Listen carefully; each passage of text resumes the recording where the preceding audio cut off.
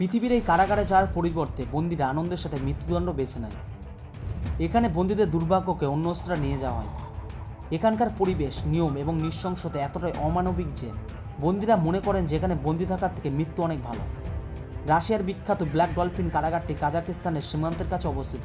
এই কারাগারটি রাশিয়ার প্রাচীনতম কারাগারগুলির মধ্যে একটি, যেখানে রাশিয়ার সবচেয়ে ভয়ঙ্কর অপরাধীদের আটকে রাখা হয়। এর সরকারি নাম পেনাল কলোনি নাম্বার 6। তবে রাশিয়ায় এই কারাগারটি ব্ল্যাক ডলফিন নামে পরিচিত, কারণ এই কারাগারের প্রবেশপথের কাছে একটি কালো ডলফিনের মূর্তি রয়েছে। যদি আপনাকে কারাগারে নিয়ে যাওয়া হয় তাহলে আপনি এই মূর্তিটি দেখার সুযোগ পাবেন না, কারণ প্রতিটি কয়েদিকে এখানে চোখ বেঁধে আনা হয়, যাতে তারা কারাগারের বাইরের অবস্থান বুঝতে না পারে এবং পালানোর পরিকল্পনাও করতে না পারে। এখান থেকে বেরিয়ে আসার একমাত্র উপায় হলো মৃত্যু, কারণ এখানে প্রতিটি বন্দীকে যাবজ্জীবন কারাদণ্ড দেওয়া হয়েছে। বিশ্বের অন্যান্য কারাগারে বন্দীরা একদিন মুক্তি পাওয়ার আশায় দিন গুনতে থাকে। তারা প্রতিদিন কারাগারের দেয়ালে বসে লাইন এঁকে মুক্তির সময় গুনতে গুনতে তাদের জীবন কাটায়। কিন্তু ব্ল্যাক ডলফিনে মুক্তির আশায় বসে দিন গুনতে থাকার কোনো মানে হয় না, কারণ কেউ এখানে একবার প্রবেশ করলে সে আর কখনো বেরিয়ে আসতে পারে না। এই কারাগারটি এমন একটি জায়গায় তৈরি করা হয়েছে যেখানে কয়েক কিলোমিটার পর্যন্ত কোনো মানুষ থাকে না, এবং যদি কোনো কয়েদি কোনোভাবে এই কারাগার থেকে বেরিয়ে আসতে সক্ষম হয় তবুও সে তার চারিপাশে কেবল তুষারপাত দেখতে পাবে। এই এলাকার তাপমাত্রা সর্বদা -40 ডিগ্রির নিচে থাকে, অর্থাৎ এখান থেকে পালিয়ে গেলেও প্রচণ্ড ঠান্ডার কারণে তার মৃত্যু নিশ্চিত। তবে এখান থেকে পালানোটাও অতটা সহজ না। এর একটি প্রধান কারণ হলো এই কারাগারের ঘরের নকশা। এই কারাগারের ঘরটি বিশ্বের অন্যান্য কারাগারের থেকে সম্পূর্ণ আলাদা।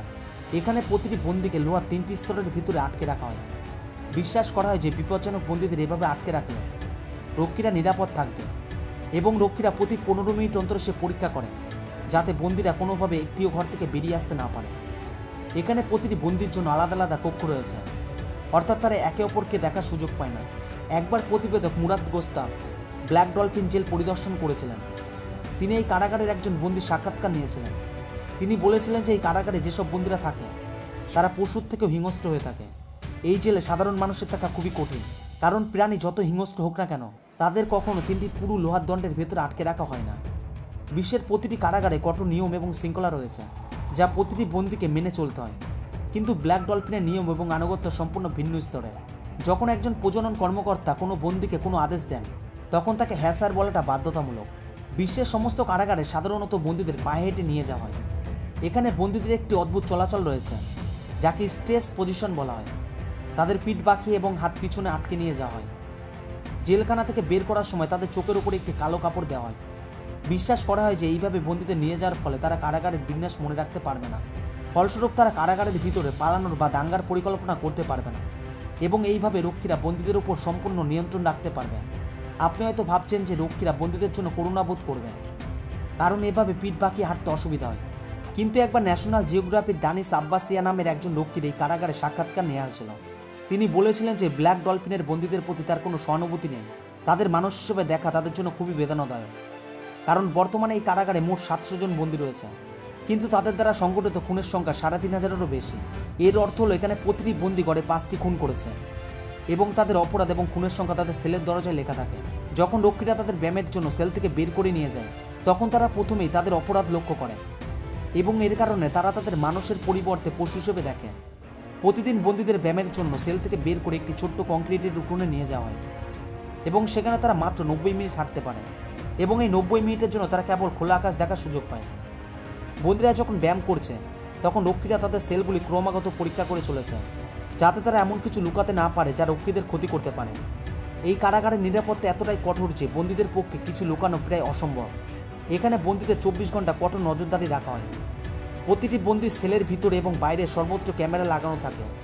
আপনি এটা শুনে অবাক হতে পারেন, এমনকি যখন তারা বাথরুমে যায় তখনও তাদের ক্যামেরায় বন্দি করা হয়।